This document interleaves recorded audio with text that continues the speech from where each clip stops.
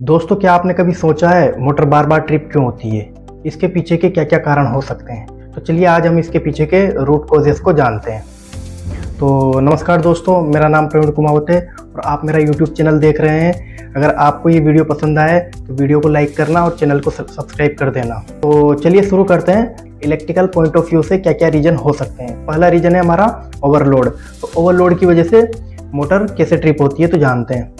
तो चलिए अब जानते हैं कि कौन कौन सा कंडीशन हमारा हो सकता है ओवरलोड का। तो पहला कंडीशन है हमारा पंप जाम हो सकता है, ब्लोअर में डस्ट जाम हो सकता है डस्ट की वजह से, और तीसरा हमारा अगर कन्वेयर है तो कन्वेयर ओवरलोड हो सकता है, मतलब कन्वेयर कहीं स्टक हो सकता है। तो अगला रीजन हो सकता है हमारा शॉर्ट सर्किट। तो शॉर्ट सर्किट कंडीशन में होता क्या है कि अगर केबल या मोटर का इंसुलेशन वीक है या फिर डैमेज है तो उस कंडीशन में हमारा शॉर्ट सर्किट हो सकता है। अब जब शॉर्ट सर्किट होगा तो उस कंडीशन में लोड तुरंत बढ़ जाएगा, मोटर बहुत ज़्यादा एम्प्स लेगा, मतलब मोटर इतना ज़्यादा एम्प्स लेगा कि तुरंत ट्रिप हो जाएगा। तो इस कंडीशन में हमारा पावर फ्यूज उड़ेगा, दूसरा हमारा सर्किट ब्रेकर तुरंत ट्रिप हो जाएगा। तो दोस्तों अगला नंबर आता है अर्थ फॉल्ट का। अगर मोटर या केबल के तीनों फेज में से कोई एक फेज हमारा अर्थ के साथ शॉर्ट हो जाता है तो उस कंडीशन में हमारा जो मोटर है वो अर्थ फॉल्ट पे ट्रिप हो जाएगा। अगला कंडीशन आता है हमारा सिंगल फेजिंग का। अगर मोटर या केबल में से कोई भी एक फेज अगर मोटर पर नहीं पहुंच रहा है तो हमारा मोटर टू फेज पे रन होगा। उस कंडीशन में क्या होगा कि हमारा जो मोटर है उसका एम्प्स बढ़ जाएगा, मोटर हीट होगा और हमारा मोटर ट्रिप हो जाएगा। दोस्तों अब हम बात करते हैं अगले पॉइंट पर। तो अगला पॉइंट है हमारा अगर अनबैलेंस वोल्टेज है या फिर वोल्टेज अगर डाउन है, लो वोल्टेज है, तो उस कंडीशन में क्या होगा, मोटर पर बराबर वोल्टेज नहीं मिलेगा, मोटर को बराबर वोल्टेज नहीं मिलेगा।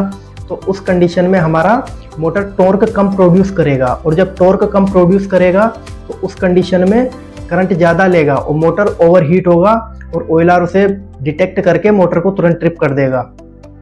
दोस्तों कभी कभी क्या होता है कि जब हम मोटर का कनेक्शन करने जाते हैं तो उस टाइम पर हम मोटर के तीनों फेजों को जो उसका फेज सीक्वेंसेस के अकॉर्डिंग कनेक्ट नहीं करते हैं। तो इस कंडीशन में हमारा फेज सीक्वेंस गलत हो जाता है क्योंकि मोटर हमारा उल्टी साइड पर घूमेगा, इस वजह से मोटर ट्रिप हो जाएगा।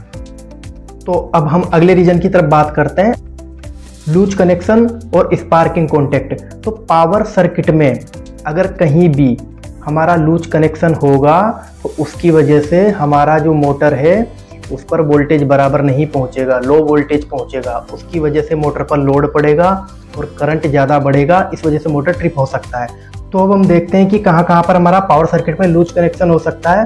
तो पहला हमारा पावर कॉन्टेक्टर में हो सकता है, ऑयलर रिले में हो सकता है, अगला हमारा केबल के दोनों एंड टर्मिनेशन पर हो सकता है। तो इन सब जगह पर हमें इंश्योर करना पड़ेगा कि हमारा लूज कनेक्शन नहीं है, अदरवाइज हमारा ट्रिपिंग का प्रॉब्लम बढ़ेगा।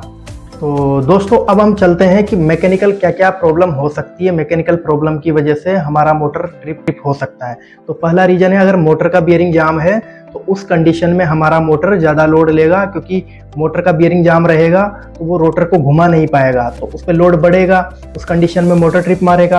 अगला नंबर आता है अगर लुब्रिकेशन बराबर नहीं है मोटर में, अगर इनसफिशिएंट लुब्रिकेशन है तो उस कंडीशन में भी हमारा बियरिंग ओवरहीट होगा और उस कंडीशन में हमारा मोटर ज़्यादा एम्प्स लेगा और मोटर भी ओवरहीट हो जाएगा। अब हम बात करते हैं कि अगर हमारा रोटर जाम है या फिर मिस अलाइनमेंट है, अगर मोटर और गियर बॉक्स का दोनों का अलाइनमेंट बराबर नहीं है तो उस कंडीशन में भी हमारा जो मोटर है उस पर लोड बढ़ेगा, क्योंकि वाइब्रेशन भी बढ़ेगा उसका, और इस वजह से उसका ओवरऑल हमारा करंट बढ़ जाएगा। तो उस कंडीशन में मोटर पर एक्स्ट्रा लोड होने की वजह से हमारा एम्प्स ज़्यादा लेगा और इसलिए ऑयलर उसको ट्रिप करा देगा। तो अब हम देखते हैं कि ड्राइव साइड क्या क्या प्रॉब्लम आ सकती है। तो ड्राइव साइड देखिए, अगर हमारा पंप है तो उसका एम्पलर जाम हो सकता है, अगर ब्लोअर है तो उसके ब्लोअर में हमारा डस्ट जमा हो सकता है, अगर हमारा कन्वेयर बेल्ट है तो कन्वेयर बेल्ट कहीं स्टक होगा तो उसकी वजह से भी मोटर पर लोड पड़ेगा और मोटर ट्रिप मारेगा बार बार। तो ये तीनों कंडीशन में अलग अलग कंडीशन बताइए आपको, पंप की, ब्लोअर की और कन्वेयर की। तो मोटर पर हमारा लोड नहीं बढ़ना चाहिए, अगर लोड बढ़ेगा तो मोटर ट्रिप मारेगा, क्योंकि अगर ट्रिप नहीं मारेगा तो उसका करंट बढ़कर वो मोटर जल सकता है। तो प्रोटेक्शन के लिए हम उसको ऑयलर लगा के रखते हैं, इसलिए वो ट्रिप मारता है। तो दोस्तों अब हम अगले पॉइंट पर आते हैं कि एनवायरमेंटल रीजन क्या क्या हो सकते हैं। तो एनवायरमेंटल रीजन में पहला है हमारा एम्बिएंट टेम्परेचर। अगर एम्बिएंट टेम्परेचर ज़्यादा है, वेंटिलेशन बराबर नहीं है, तो उस कंडीशन में मोटर का टेम्परेचर बढ़ेगा और मोटर का टेम्परेचर बढ़ने के साथ साथ हमारा वाइंडिंग का टेम्परेचर भी बढ़ेगा और उस कंडीशन में थर्मल ओवरलोड रिले उस चीज को डिटेक्ट करके मोटर को ट्रिप कमांड दे देगा। तो अब हम बात करते हैं कि डस्ट, मॉइस्चर और कोरोजन की वजह से मोटर का ट्रिपिंग कैसे बढ़ सकता है, क्योंकि हमें पता है कि जब डस्ट मॉइस्चर रहेगा तो उस कंडीशन में हमारा इंसुलेशन रेजिस्टेंस कम हो जाएगा, IR वैल्यू कम हो जाएगी। तो उस कंडीशन में क्या होगा कि लीकेज करंट बढ़ेगा, लीकेज करंट बढ़ेगा तो मोटर बराबर हमारा काम नहीं करेगा, ट्रिपिंग मारेगा। तो इसलिए हमें डस्ट, मॉइस्चर और कोरोजन से मोटर को बचाना है। तो अब हम बात करते हैं प्रोटेक्शन डिवाइस की वजह से क्या क्या प्रॉब्लम आ सकता है। पहला हम कॉन्टेक्टर की बात करते हैं। अगर हमारा कॉन्टेक्टर बराबर कॉन्टेक्ट नहीं बना रहा है, उसके टिप्स अगर कुछ बर्न हैं, कॉन्टेक्ट बराबर नहीं बना रहे हैं, तो उस कंडीशन में क्या होगा कि कॉन्टेक्टर चेटरिंग करेगा और कॉन्टेक्टर चेटरिंग करने के साथ ही हमारा मोटर पर वोल्टेज बराबर नहीं पहुंचेगा, क्योंकि वोल्टेज को डाउन कर देगा। कॉन्टेक्ट बराबर नहीं बनेगा तो वोल्टेज बराबर नहीं जाएगा मोटर तक और उस कंडीशन में हमारा मोटर ट्रिपिंग होगा। अगला नंबर आता है OLR रिले। अगर OLR रिले हमारा बराबर रेटिंग का नहीं है, सही रेटिंग का नहीं है, तो उस कंडीशन में क्या होगा कि जैसे मान लीजिए, मैं आपको एग्जांपल देता हूँ, जैसे हमारा मोटर का फुल लोड करंट है 60 एम्पियर, ठीक है, और हमने OLR को सेटिंग कर रखा है हमारा 80 एम्पियर पर। तो उस कंडीशन में क्या होगा, OLR 80 एम्पियर तक मोटर को ट्रिप नहीं करेगा, तो मोटर क्या जलने की संभावना बढ़ जाएगी। तो दूसरी तरफ चलते हैं। अगर हमारा OLR 20 एम्पियर का है, अगर उसका मैक्सिमम सेटिंग ही 20 एम्पियर का है और हमने उसको 60 एम्पियर की मोटर के साथ कनेक्ट कर रखा है, तो इसका मतलब क्या है, मोटर 40-50 एम्पियर तक चलना चाहिए, लेकिन हमारा OLR 20 एम्पियर पर ट्रिप हो जाएगा। इस कंडीशन में हमें क्या करना चाहिए, OLR का सेटिंग अच्छे से देखना चाहिए। जो भी फुल लोड करंट है उसका 80% पर OLR को सेट करना चाहिए। और एक और चीज बताता हूं मैं OLR के बारे में कि अगर आपका ओवरलोड रिले बराबर काम नहीं कर रहा है तो उस कंडीशन में क्या होगा कि हमारा मोटर को ये जला भी सकता है, क्योंकि OLR का काम है मोटर को प्रोटेक्ट करना। अब अगर ये खुद ही खराब है तो मोटर को प्रोटेक्ट नहीं कर पाएगा। अगर OLR अपनी सेट वैल्यू के ऊपर मोटर पर करंट जाने देता है, जैसे 60 एम्पियर का फुल लोड करंट का मोटर है, अगर उस पर OLR 80 या 90 एम्पियर कंटिन्यूसली जाने देता है, तो उस कंडीशन में क्या होगा, मोटर पर ओवर हीटिंग बढ़ेगा और इस वजह से हमारा मोटर परमानेंटली जल भी सकता है। तो हमें अच्छे से इंश्योर करना है कि जो भी हमारा OLR है वो प्रॉब्लम तो नहीं है उसमें। अगर प्रॉब्लम है तो हमें उसका कैलिब्रेशन करवाना चाहिए, OLR टेस्टिंग बराबर होना चाहिए, वरना हमारा मोटर नहीं बच पाएगा। तो दोस्तों अब हम चलते हैं कि अगर हमारा मोटर ट्रिप हो जाता है तो हमें क्या क्या चेक करना है।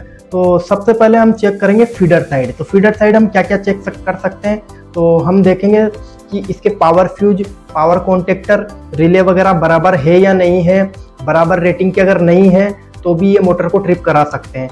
अगला नंबर आता है हमारा मोटर साइड में क्या क्या चेक करना चाहिए। तो मोटर का हम वाइंडिंग रेजिस्टेंस और इंसुलेशन रेजिस्टेंस चेक करेंगे, ठीक है। इसके बाद हम लोड साइड चेक करेंगे कि लोड पर कोई ओवरलोड कंडीशन तो नहीं है, कहीं अगर लोड साइड कुछ जाम तो नहीं है, कहीं फंसा हुआ तो नहीं है, तो वो सारी चीज़ हमें वेरीफाई करनी पड़ेगी। इसके अलावा हमें फुल लोड करंट देखना है मोटर का और उसको OLR सेटिंग के साथ कंपेयर करना पड़ेगा। उसका मोटर का कूलिंग फैन देखना पड़ेगा, वेंटिलेशन सिस्टम बराबर काम कर रहा है नहीं कर रहा है वो चेक करना पड़ेगा। और ये सब चेक करने के बाद हम कंट्रोल रूम को बोलेंगे कि मोटर को कमांड दीजिए। अगर सब कुछ सही है तो उसके बाद हम मोटर को चालू करेंगे और चालू करने के टाइम हमें मोटर के तीनों फेज का वोल्टेज और करंट चेक करना है। तो ये सारी चीजें होती हैं जो हम मोटर को जब ट्रिप होती है तो उसके बाद चालू करते हैं। तो हम क्या क्या चीजें, क्या क्या सावधानियां रख सकते हैं, क्या क्या चेक कर सकते हैं, ठीक है। तो मिलते हैं नेक्स्ट वीडियो में। अगर आपको वीडियो पसंद आया है मेरा तो आप वीडियो को लाइक कर लीजिए, चैनल को सब्सक्राइब कर लीजिए